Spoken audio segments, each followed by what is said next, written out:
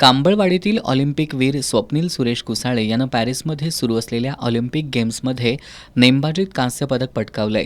या यशानंतर गोकुळ परिवाराच्या वतीनं गोकुळचे चेअरमन अरुण डोंगळे आणि संचालकांनी स्वप्नीलच्या कुटुंबियांची भेट घेऊन अभिनंदन केलं. यावेळी चेअरमन अरुण डोंगळे यांनी ऑलिम्पिकमध्ये कांस्य पदक मिळवून देत कोल्हापूरसह देशाचा नावलौकिक करणाऱ्या स्वप्नीलचा गोकुळ परिवाराला अभिमान असल्याचं सांगितलं.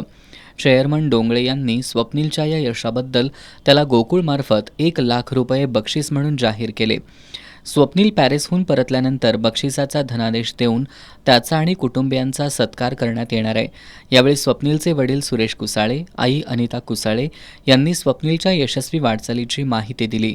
याप्रसंगी ज्येष्ठ संचालक विश्वास पाटील, संचालक बाळासाहेब खाडे, RK मोरे, अभिजित तायशेटे, किसन चौगले, BR पाटील, जनसंपर्क अधिकारी सचिन पाटील, संग्राम मगदुम आदी उपस्थित होते.